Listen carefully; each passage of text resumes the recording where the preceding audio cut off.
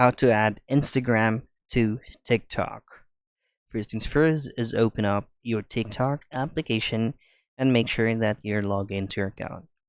The very first thing that we want to do is to switch into our business account.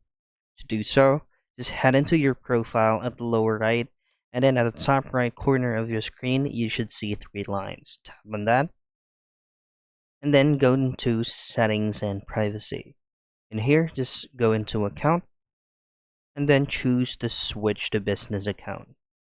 Now, you will be seeing a bunch of options. All you have to do is just to follow along on-screen prompts so that you will have successfully created your business account on TikTok.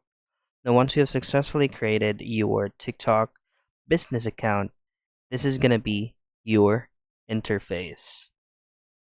So in here, what you want to do is just simply tap on edit right side of your TikTok name. Scroll down a bit and then go into links, hit on add, and choose Instagram.